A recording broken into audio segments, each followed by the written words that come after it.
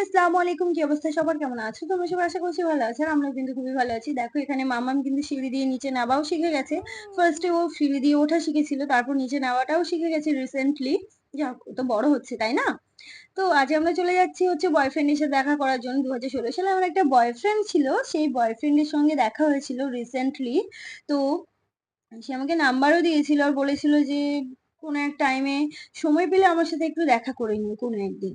তো আমি বলেছিলাম যে ঠিক আছে, কখনো যদি সময় পাই তাহলে তোমার সাথে আমি অবশ্যই দেখা করব। তো সেই জন্য আজকে সময় পেয়েছি, বরমশাইও বাড়ি নেই, তো সে কারণে চলে আসলাম। টিকিট টিকিট কেটে একেবারে ট্রেনে উঠে পড়লাম বয়ফ্রেন্ডের সাথে দেখা করার জন্য। আর এখানে এসে দেখি বয়ফ্রেন্ড তো না, সে আমারই বর। তো পুরোই তো কেস খেয়ে গেলাম। এক তো কেস খেয়েছি, তাতে আবার বাম্বাম দুষ্টামি শুরু করে দিয়েছে এখানে। ওর ব্যাগের মধ্যে যতগুলো খাবারের জরি কাগজ ছিল আর কি, সবগুলো নিয়ে ও ডাস্টবিনে ফেলার জন্য জিদ করছিল।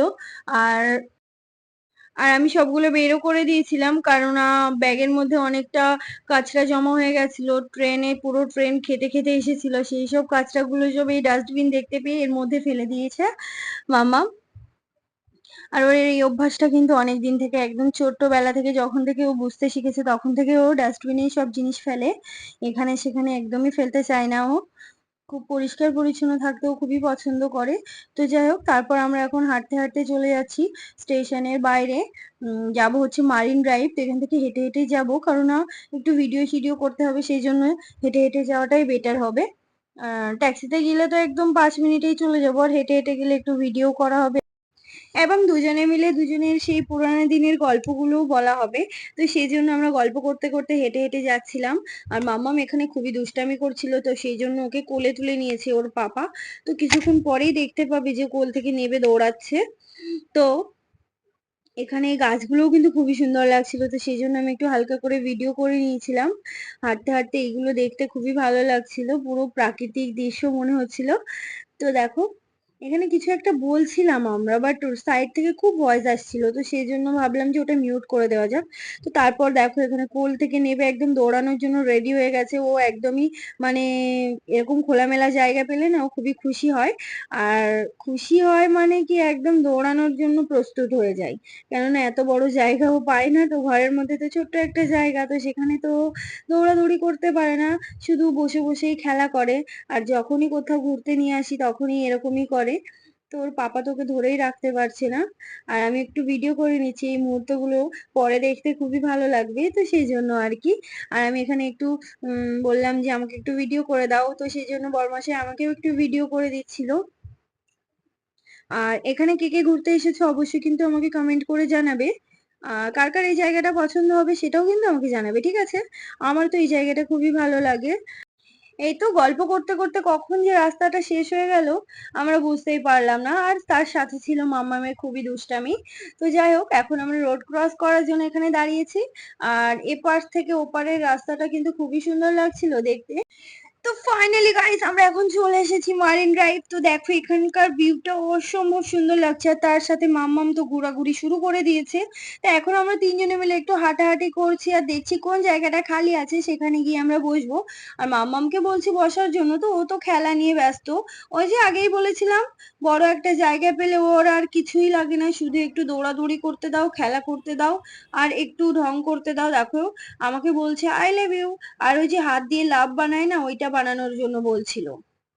আমি পারছিলাম না বলে আমাকে শিখিয়ে দিচ্ছিল, তারপরে বলছিল ওখানে ভালো হচ্ছে না, এখানে এসো। তারপরে আমাকে পাতা দিয়ে প্রপোজ করছিল। কিছুক্ষণ হাঁটার পরে একটা খালি জায়গা পেয়েছি, আর এখানে তিনজনে মিলে বসে পড়েছি। আর বসার সাথে সাথে দেখি কি যে একটা কাকু এই বাদাম বিক্রি করছে, তো সেখান থেকে দুটো বাদাম কিনে নিয়েছি। আর মাম্মাম বাদাম খেতে পারে না, তো সেই জন্য তার জন্য নেওয়া হয়নি বাদাম। আর ব্যাগের মধ্যে অনেকগুলো খাবার ছিল। মাম্মাম বাদাম খেতে খেতে মারিন ড্রাইভের কিছুটা ভিউ আমরা কিন্তু তোমাদের সাথে একটু শেয়ার করছি। এটা ছিল নাইট ভিউ। নাইট ভিউটা কিন্তু অসম্ভব সুন্দর লাগে। সামনে থেকে তো আরো সুন্দর লাগে, ক্যামেরার মধ্যে তো এই লাগছে, আর সামনে থেকে তো অসম্ভব সুন্দর লাগে। আমাদের তো খুবই ভালো লাগছিল। আর তখন কিন্তু অনেকটাই রাত হয়ে গেছিল, প্রায় রাত 10টা মতো বেজেছিল। টাইম তো অনেক হলো, এবারে তো বাড়ির দিকে যেতে হবে, তাই না? তো সেই জন্য ওনাকে বারবার করে বলছি চলো চলো চলো, কিন্তু সে যেতে রাজিই হচ্ছে না। তো তারপরে উঠলো অবশেষে। ওঠার পরে মেয়ে তো একদমই যেতে চাইছে না, দেখো পাপাকে হাত ধরে পা ধরে টানছে, একটু ঘোরা শেখাচ্ছে, মানে যে কোনো প্রকারে পাপাকে ব্যস্ত করিয়ে দিচ্ছে যেন না যায় পাপা, সেই জন্য। তারপরে দেখো এখানে আমার চশমাটা নিয়ে একটু ডান্স করা শুরু করে দিয়েছে, আর কত সুন্দর লাগছে ওকে দেখতে। এরপর আমরা চলে আসলাম স্টেশন। তো সেই আসার সময়কার আর ভিডিও করা হয়নি, কেননা যাওয়ার সময় তো ভিডিও করেছিলাম আর ওই সেম রাস্তা দিয়ে আসছিলাম, তো সেই জন্য আর ভিডিও করিনি, কারণ সেম জিনিস দেখতে ভালো লাগে না, সেই জন্য আর কি। তো এখন আমরা স্টেশন চলে এসেছি। স্টেশনে আসার পর আমি আর মামাম দাঁড়িয়েছি, বরমশাই একটু আমাদেরকে ভিডিও করে দিচ্ছে, আর ওদিক থেকে টিকিটটাও কেটে নিচ্ছে। আর উনি টিকিট কাটার সময় আমি একটু ভিডিও করে দিচ্ছি, আমরা দুজনে এরকমই করি, আমি ওকে ভিডিও করে দিই, ও আমাকে ভিডিও করে দেয়, এরকম করেই আমাদের ভিডিওগ্রাফিটা চলতে থাকে, কেননা আমাদের কোনো ক্যামেরাম্যান নেই, সেই জন্য আর কি, দুজন দুজনের ক্যামেরাম্যান। তো আমরা অতটাও ভালো ক্যামেরা করতে পারি না, যতটুকুই পারি করি, এই আর কি। তো এখানে মাম্মাম বলছিল আমার পা জ্বালা করছে, পায়ে ব্যথা করছে, তো সেই জন্য ওর শুজটা খুলে দিয়েছি, আর ওর পাপাকে বলেছিল খাবার খাবি, তো সেই জন্য চিপস আর পানির বোতল নিয়ে এসেছে। আর ওর পাপা খাবার আনতে গেছে, তো ততক্ষণে ট্রেন ঢুকে গেছে, আর এদিকে মামামের শুজটাও খোলা। তো আমি শুজটা দেখাচ্ছি আর বলছি যে ট্রেন ঢুকে গেছে, এখন আর পড়াতে হবে না, চলো। তোর পাপা বলছে ঠিক আছে, তাহলে আর পড়াতে হবে না, তাড়াতাড়ি করে চলো। তো সেই জন্য পাপা আর পাপার মেয়ে দৌড়াচ্ছে, আর আমি পিছনে ক্যামেরা করতে করতে দৌড়াচ্ছি। অন্য দিনের তুলনায় আজকে ঘুরতে যাওয়ার ফিলিংসটা কিন্তু অন্যরকম ছিল, কেননা আজকে হচ্ছে আমি বয়ফ্রেন্ডের সাথে দেখা করতে এসেছি, এরকম একটা ফিলিংস ছিল। আর আমার বরই আমার বয়ফ্রেন্ড, বিয়ের আগে আমার বরের সাথে আমি প্রেম করতাম। তো সেটা অবশ্য অনেক কাল আগেকার কথা, তবুও যেন সেই কালের আর এই কালের কোনো অমিলই আমি খুঁজে পাচ্ছি না আজকের মধ্যে। তো যাই হোক, আমার তো ফিলিংস এত সুন্দর লাগছিল, এত ভালো লাগছিল, কি বলবো, যে আমি আমার বয়ফ্রেন্ডের সাথে দেখা করতে যাচ্ছি। আমি যখন এডিটিং করছি এখন, এডিটিং করতে করতে আমি ভাবছি আমি সত্যি দেখা করতে গেছিলাম। আর বড়মশাইকে জিজ্ঞেস করেছিলাম যে তোমারও কি এমন এমন লাগছিল ফিলিংসটা? তো বলছে হ্যাঁ হ্যাঁ, আমারও এমন ফিলিংসই লাগছিল, কিন্তু আমি তোমাকে বলিনি।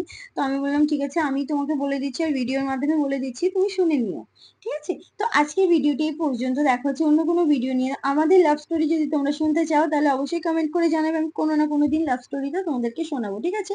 Thanks for watching. Allah Hafiz.